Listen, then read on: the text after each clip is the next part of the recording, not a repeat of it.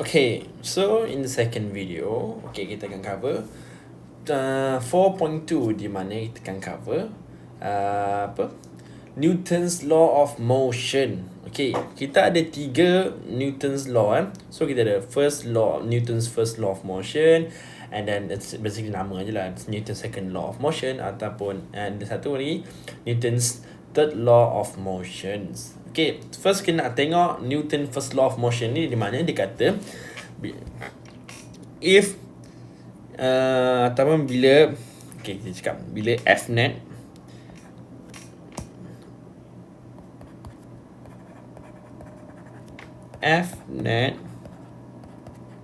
is equals to 0, ataupun total force lah is equals to 0, if it at rest, it will remain at rest.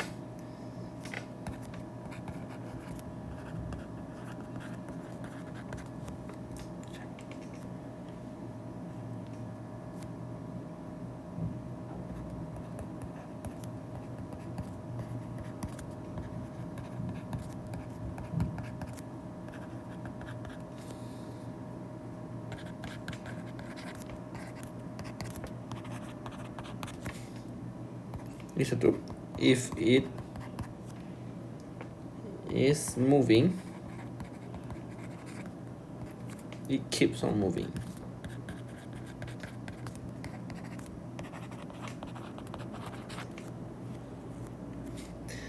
At a constant velocity. Okay, di mana Newton first law of motion dia kata apabila F net dia kosong, maksudnya total forces dia adalah kosong.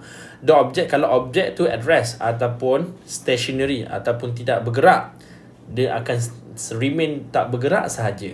Okay, tapi ni tu tunjuk tu. And the second one, di mana dia kata if it's still moving and it keeps on moving at a constant velocity. Tengok keyword dekat sini. For those two part, untuk nak, kalau contoh soalan minta ini Newton first law ke ataupun ataupun apa salah satu ciri-ciri Newton first law kan. Okay, dia maksud at rest. Satu lagi is moving at constant velocity. Ini keyword dia. Okay, constant velocity dengan rest. Okay, di mana kalau kita tengok contoh ni, contoh untuk F net kosong. Bila kita cakap pasal F net kosong ni, contoh kita ada objek.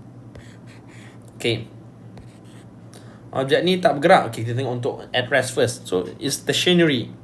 So kita tak ada forces kiri kanan. So kita ada N dengan W. Okay, kita ada dua forces ni lah, sebab kita tak ada pull force ke friction apapun, mungkin ada static friction ke apa kan. Kita tak, tapi in this case tak ada.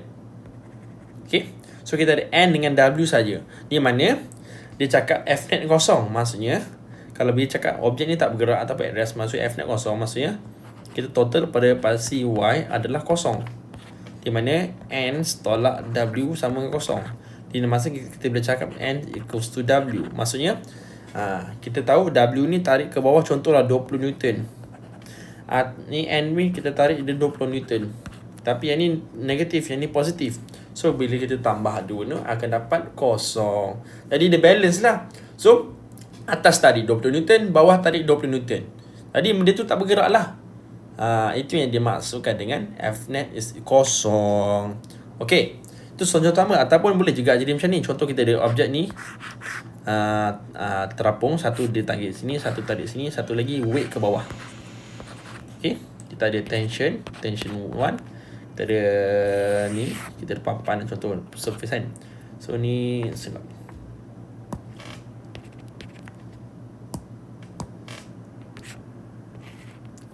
kita tension 1 ke bawah, tension sebab dia mesti direct towards. So tension 2, okay, kita sebab dua tali yang berbeza lah, at 45 degree ke apa kan.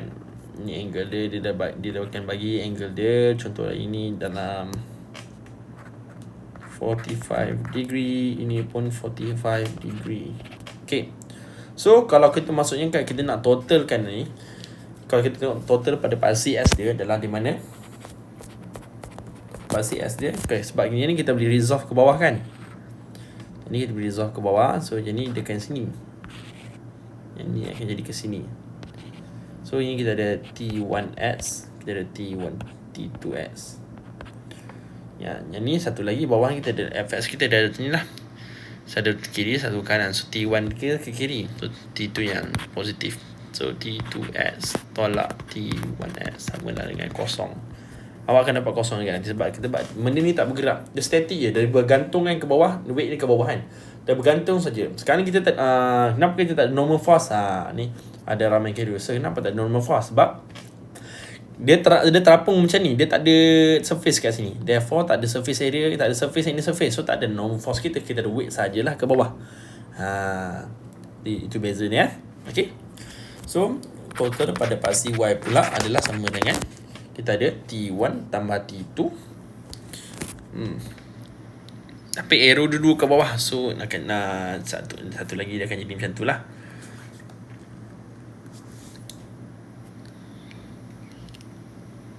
So T1 tambah T2 tolak W, dapatlah kosong.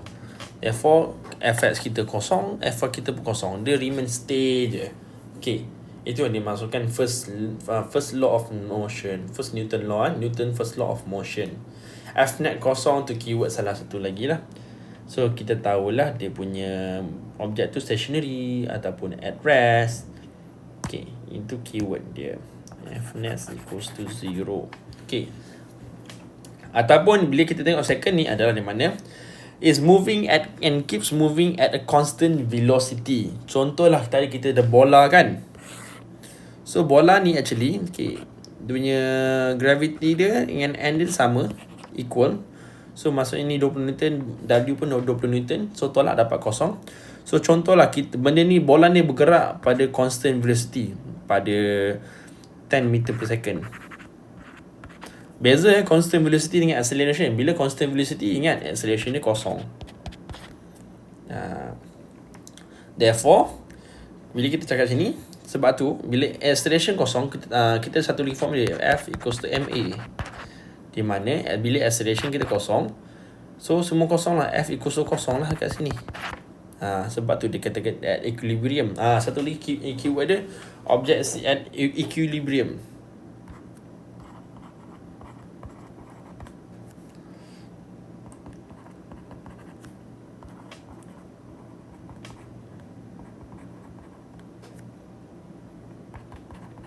Apa yang maksudnya equilibrium ni? Maksudnya dia static, dia stay sahaja. Sama lah macam tadi kita katakan at rest.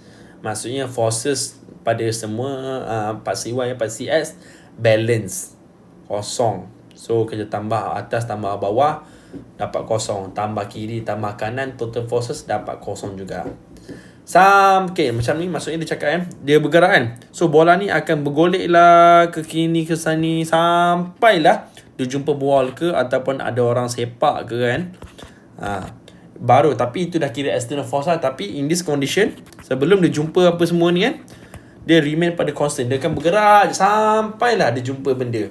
Yang kat bawah ni semua kita assume smooth surface lah, tanpa ada apa-apa. Ada apa objek lah kat sini tanpa ada friction. So itu kita assume macam tu.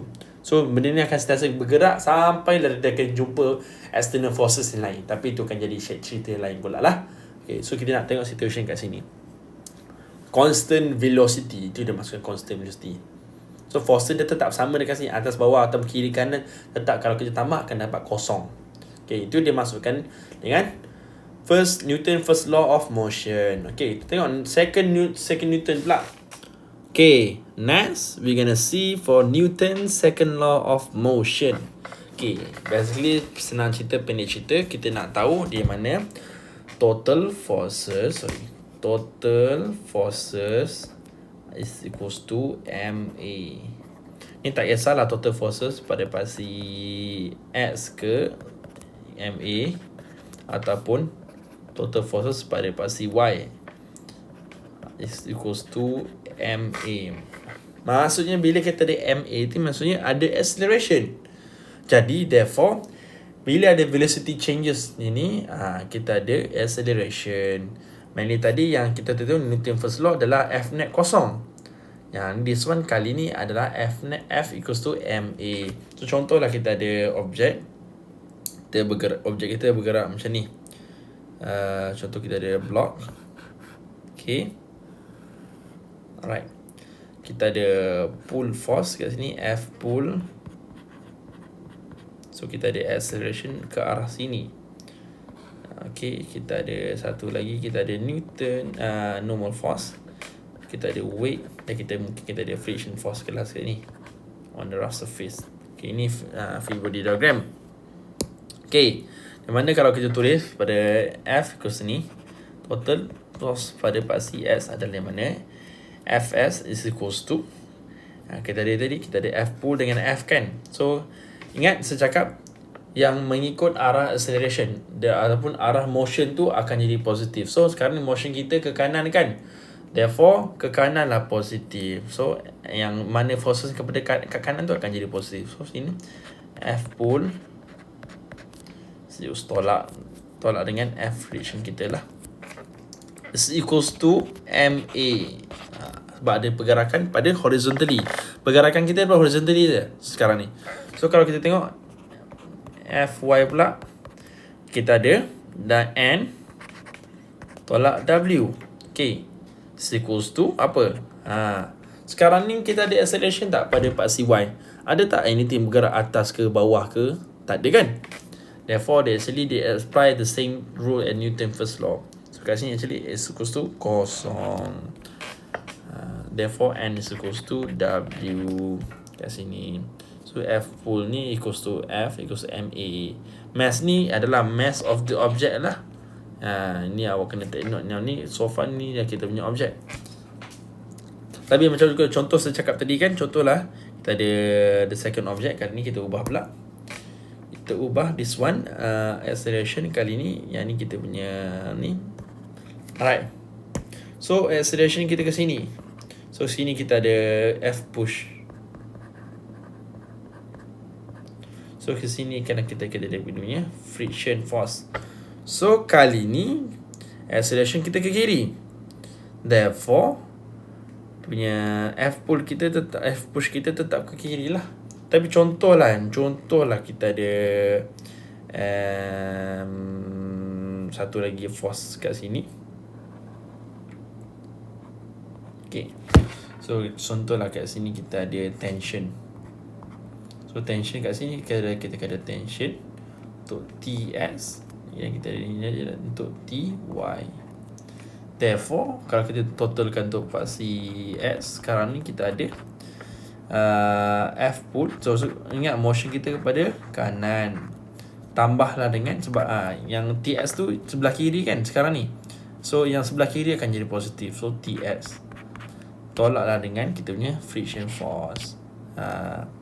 Sama untuk paksi Y, di mana paksi Y tak ada masalah lah, tapi cuma sekarang kita dah tambah.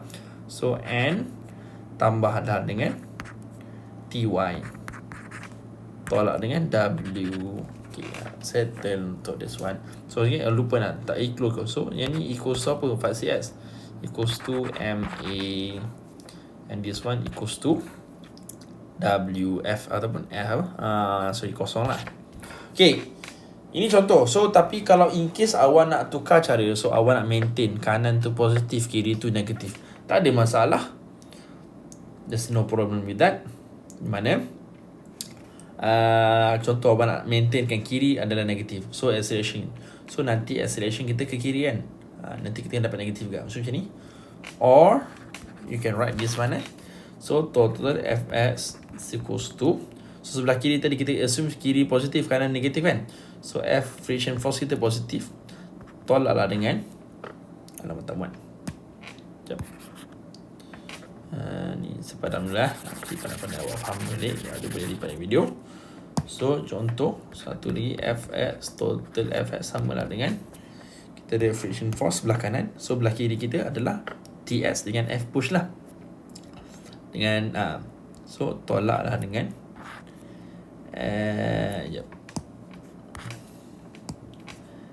F push tolak dengan TS equals to negative MA. Sebab acceleration kita ke kiri kan, so kita ada negative acceleration lah kat sini. So basically the same thing juga sama tadi. So Fy kita tetap sama lah, tak ada masalah sebab kita tak ada pergerakan pada pasti Y. Therefore N tambah Ty tolak W equals to kosong, tak ada pergerakan. Okay, kita nak F equals to MA ni bila ada pergerakan. So tengok apa the motion dia. So kalau sama ada block tu bergerak horizontally, so kita ada pada pasti S je lah equals to MA. Kalau pergerakan tu ke atas bawah vertically, atas atau bawah, so yang equals to MA itulah pada pas vertically. Tapi most of the time untuk kita punya sampel kita akan masukkan dekat part CS horizontally. Okay, serta untuk second contoh. So last one adalah Newton third law of motion. Okay, ini senang je. For every action force, there is a reaction opposing force of equal magnitude but acts in opposite direction. Okay, di mana senang kita contoh kat sini kita ada block yang this one, kita ada satu lagi block dekat this one. Alamak, sorry.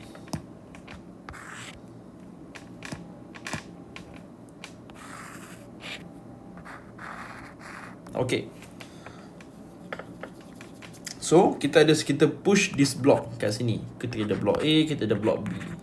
Di mana Allah Akbar. Yang ni contohnya agak pening sikit. Kita ambil contoh yang senang sikit. Di mana? Okay. Sekarang ni kita ada dinding. Okay. Dinding sini. Okay. So, let's say kita push dia dekat sini. Kita push dinding ni dekat sini. Okay. At the same time, dinding ni akan menghasilkan satu lagi force juga. Di mana? And the same magnitude. So kita kat sini kan dinding akan masih satu force lagi, tapi bertentangan arah. Kita ada satu lagi bentang terhasil kat sini, hasil daripada F push kat sini. So kita panggil F push jugalah kat sini. Tapi sebab ni kan. So Newton third law cakap a reaction opposing force of equal magnitude. So contohlah sini 20 Newton, maksud equal magnitude. So sini pun 20 Newton, tapi kita acts in opposite direction. So sini supposedly akan jadi negatif lah, yang sini akan jadi positif sebab ini ke kanan kan, tolak ke kanan, yang ni tolak ke kiri. Itu dia masukkan ni opposing force. Maksud contoh kita tolak dekat dinding ni, tolak pada masa sama akan terhasil satu lagi force on opposite, the same magnitude tapi on opposite direction. Itu yang dicakap pada Newton third law of motion. Right? Itu sahaja. Thank you. Nanti for example video saya akan buat lagi, tapi on this week mainly awak akan tengok cara ni dan awak akan cuba dulu mana yang awak cuba boleh buat. Mana yang tak boleh buat tu next week tak apa, sebab kita akan try cover this topic dalam 2 atau 3 minggu. Tengok kalau ramai struggle kita akan buat dalam 3 minggu lah. Tapi on the next week and next 2 week, kalau 3 minggu everything will be all latihan saja. Okay.